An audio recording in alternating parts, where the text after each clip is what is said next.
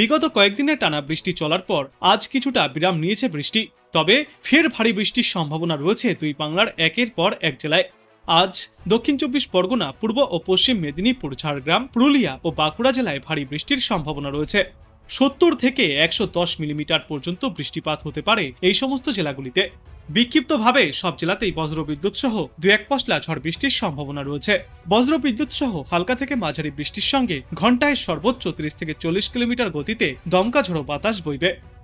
আগামী 48 ঘন্টায় ভারী বৃষ্টির সতর্কতা হুগলি, দক্ষিণ চব্বিশ পরগনা, পূর্ব ও পশ্চিম মেদিনীপুর, ঝাড়গ্রাম, পুরুলিয়া, বাঁকুড়া এবং পশ্চিম বর্ধমান জেলাতে। 70 থেকে 110 মিলিমিটার পর্যন্ত বৃষ্টিপাত চলবে এই সমস্ত জেলায়। বিক্ষিপ্তভাবে সব জেলাতেই বজ্রবিদ্যুৎ সহ দু এক পশলা ঝড় বৃষ্টির সম্ভাবনা। আগামীকাল রথযাত্রার দিন 3 জেলায় বেশি বৃষ্টির সম্ভাবনা রয়েছে। পুরুলিয়া, বাঁকুড়া এবং ঝাড়গ্রাম জেলায় ভারী বৃষ্টির সতর্কতা। বিক্ষিপ্তভাবে সব জেলাতেই বজ্রবিদ্যুৎ সহ হালকা থেকে মাঝারি বৃষ্টির সম্ভাবনা রয়েছে।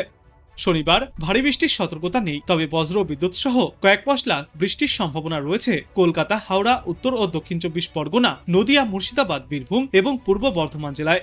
বাদবাকি জেলাগুলিতেও বজ্রবিদ্যুৎ সহ হালকা বৃষ্টির সম্ভাবনা। এরপর রবিবার এবং আগামী সপ্তাহের সোমবার ভারী বৃষ্টির সতর্কতা নেই, তবে বজ্রবিদ্যুৎ সহ কয়েক পশলা বিক্ষিপ্তভাবে বৃষ্টিপাত জারি থাকবে সব জেলাতেই।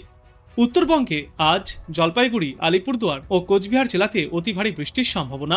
200 মিলিমিটার পর্যন্ত বৃষ্টিপাত হতে পারে। দার্জিলিং এবং কালিম্পংয়ে ভারী বৃষ্টির পূর্বাভাস। 70 থেকে 110 মিলিমিটার পর্যন্ত বৃষ্টিপাত হতে পারে এই দুই জেলাতে। বাদবাকি উত্তরবঙ্গের জেলাগুলিতেও বজ্র বিদ্যুৎ সহ দু এক পশলা বৃষ্টির সম্ভাবনা রয়েছে। তবে আজ শুধুমাত্র কোচবিহার, দার্জিলিং এবং জলপাইগুড়ি জেলার জন্য ভারী থেকে অতি ভারী বৃষ্টির সম্ভাবনা।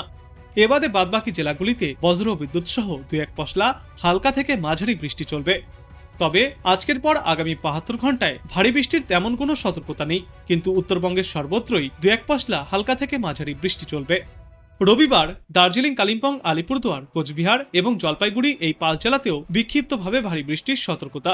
সর্বত্রই বজ্র বিদ্যুৎ সহ দু এক পশলা হালকা থেকে মাঝারি বৃষ্টির পূর্বাভাস।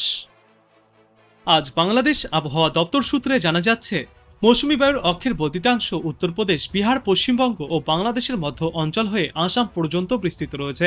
এর একটি বর্ধিতাংশ উত্তর বঙ্গোপসাগর পর্যন্ত বিস্তৃত। মৌসুমী বায়ু বাংলাদেশের ওপর মোটামুটি সক্রিয় এবং উত্তর বঙ্গোপসাগরে মাঝারি অবস্থায় রয়েছে। এই সিস্টেমের জেরে আজ রংপুর বিভাগের অধিকাংশ জায়গায়, রাজশাহী, ময়মনসিংহ, চট্টগ্রাম ও সিলেট বিভাগের অনেক জায়গায় এবং ঢাকা, খুলনা ও বরিশাল বিভাগের কিছু কিছু জায়গায় অস্থায়ীভাবে দমকা হাওয়া সহ বজ্রবিদ্যুৎ চমকানো হালকা থেকে মাঝারি ধরনের বৃষ্টিপাত হতে পারে। সেই সাথেই রাজশাহী, রংপুর, ময়মনসিংহ, চট্টগ্রাম ও সিলেট বিভাগের কোথাও কোথাও হালকা থেকে মাঝারি ধরনের ভারী থেকে অতি ভারী বর্ষণ হতে পারে। সারা দেশ জুড়ে দিন এবং রাতের তাপমাত্রা সামান্য কমবে। 25 জুন বরিশাল, চট্টগ্রাম ও সিলেট বিভাগের অধিকাংশ জায়গায় এবং রাজশাহী, রংপুর, ময়মনসিংহ, ঢাকা ও খুলনা বিভাগের অনেক জায়গায় অস্থায়ীভাবে দমকা হাওয়া সহ বজ্রবিদ্যুৎ চমকানো হালকা থেকে মাঝারি ধরনের বৃষ্টিপাত হতে পারে। সেই সাথে সারা দেশের কোথাও কোথাও মাঝারি ধরনের ভারী থেকে অতি ভারী বর্ষণ চলবে।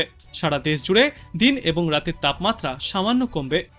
26 জুন ঢাকা, খুলনা, বরিশাল, চট্টগ্রাম ও সিলেট বিভাগের অনেক জায়গায় এবং রংপুর, রাজশাহী ও ময়মনসিংহ বিভাগের কিছু কিছু জায়গায় অস্থায়ীভাবে দমকা হাওয়া সহ বজ্রবিদ্যুৎ চমকানো হালকা থেকে মাঝারি বৃষ্টিপাত জারি থাকবে।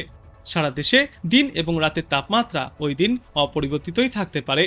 এরপর 27 জুন রংপুর, রাজশাহী, ময়মনসিংহ, ঢাকা, খুলনা, বরিশাল, চট্টগ্রাম ও সিলেট বিভাগের অনেক জায়গায় অস্থায়ীভাবে দমকা হাওয়া সহ বজ্রবিদ্যুৎ চমকানো হালকা থেকে মাঝারি ধরনের বৃষ্টিপাত চলতে পারে। সেই সাথে সারা দেশের কোথাও কোথাও মাঝারি ধরনের ভারী থেকে অতি ভারী বর্ষণ চলবে। সারা দেশ জুড়ে দিন এবং রাতের তাপমাত্রা প্রায় অপরিবর্তিতই থাকতে পারে এবং এর পরবর্তী দিন 5 সমগ্র বাংলাদেশ জুড়েই বৃষ্টিপাতের প্রবণতা কিছুটা কমতে পারে। আর বৃষ্টিপাতের প্রবণতা কমতেই ফের অনেকটাই বাড়তে পারে তাপমাত্রা।